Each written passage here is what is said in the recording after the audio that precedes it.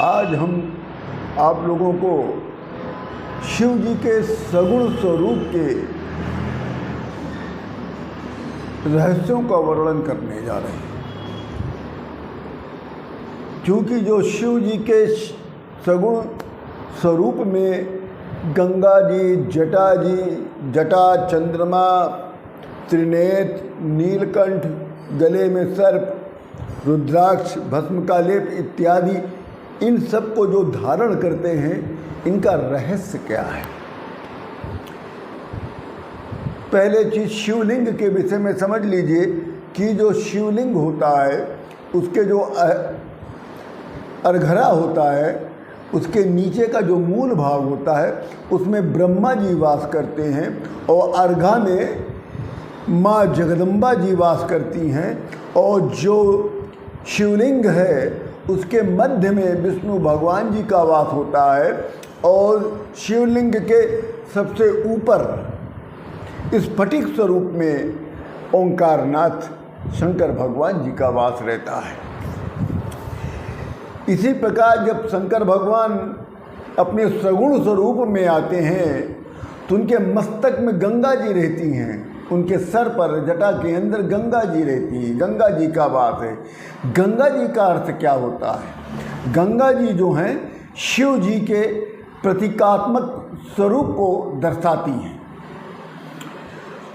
और शंकर भगवान की जो जटाएं हैं वो शंकर भगवान के मुकुट रूप में स्थित हैं और ऐसा बताया जाता है कि समस्त ब्रह्मांडों के क्रियाकलापों के विचार जो है इसी शंकर भगवान की जटा में सुरक्षित हैं। कुछ ऋषियों ने ये भी कहा है जो शंकर भगवान की जटाएं हैं वो उनके भक्तों की आराम का स्थल बताया जाता है। कुछ लोग जटा को बरगद के वृक्ष से भी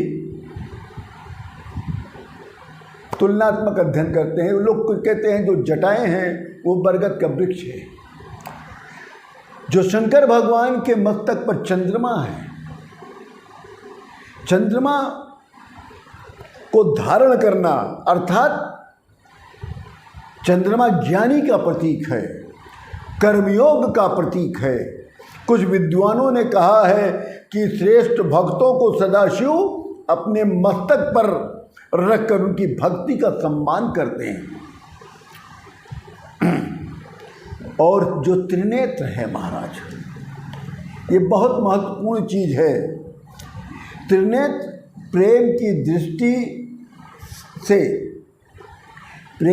दृष्टि से शंकर भगवान सृष्टि की ओर देखते,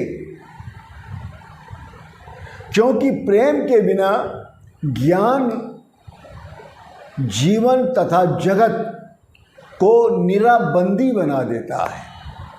ज्ञान या विज्ञान विश्लेषण का आग्रही होता है, जबकि प्रेम जो है समन्वय या संश्लेषण को मानता है। विश्लेषण वस्तु को छिन्न विछिन्न करके देखता है, जबकि संश्लेषण समन्वय वस्तु के सौंदर्य को देखता है। ज्ञान और प्रेम का समन्वय ही वस्तु को जानता है, फिर भी उसके सौंदर्य का आनंद लेता है। जो शिव जी का बायां नेत्र है वो रवि स्वरूप है अर्थात सूर्य है, और जो दायां नेत्र है वो सोम रूप है अर्थात चंद्रमा जी है, और जो उनका त्रिनेत्र है वो अग्नि स्वरूप है। भगवान को नीलकंठ भी कहते हैं। शिव का अर्थ कल्याण का काम करने की इच्छा रखने वाले को, कल्याण करने वाले को ही नीलकंठ कहते हैं। ये आध्यात्मिक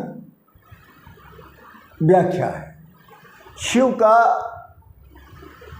अर्थ पहले जाने, कल्याण का काम करने की इच्छा रखने वाले को तथा कल्याण करने वाले को ही नीलकंठ कहा जाता है।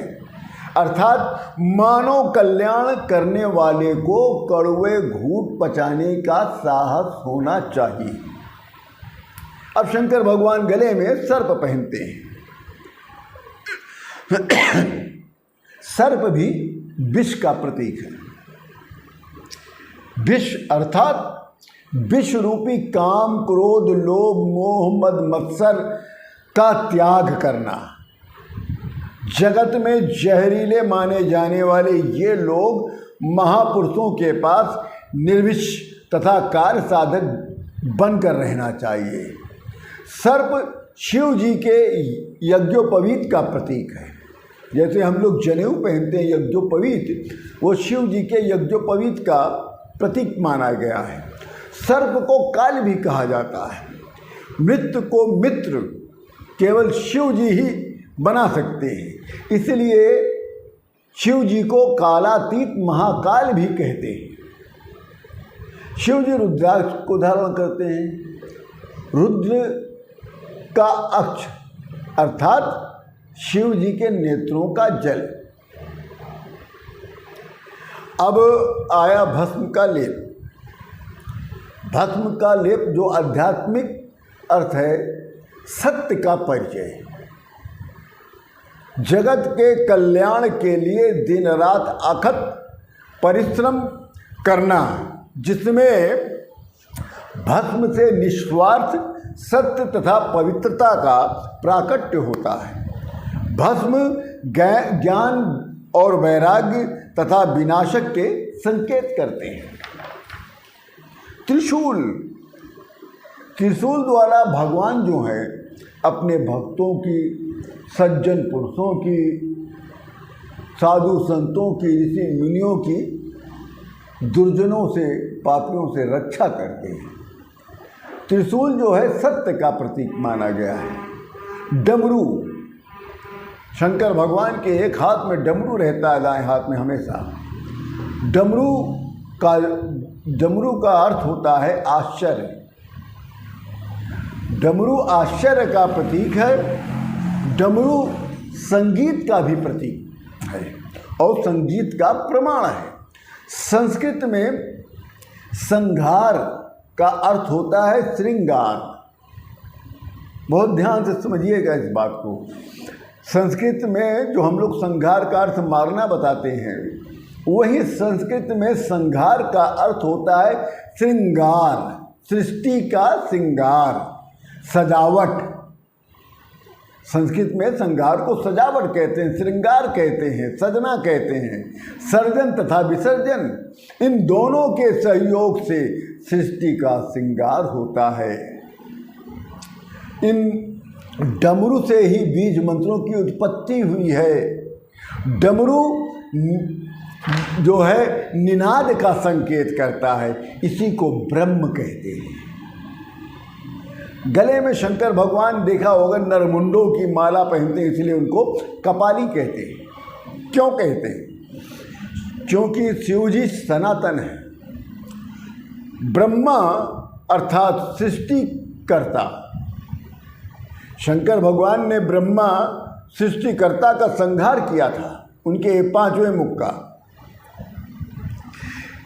ऐसे व्यक्ति को सामर्थ्यवान कहते हैं। जो शंकर भगवान इस सृष्टिकर्ता के 5वें मुख का संहार कर दें, वो सामर्थ्यवान कहे जाते हैं, इसलिए उनको कपाली कहा जाता है। कपाली का एक अर्थ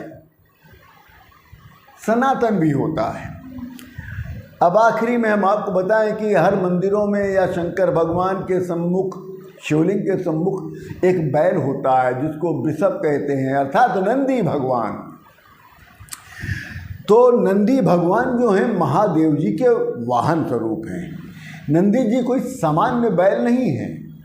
समस्त ग्रंथों के अनुसार नंदी जो हैं शंकर भगवान की आत्मा को बताया गया है, और नंदी का जो शरीर है वो ब्रह्मचर्य का प्रतीक माना जाता है।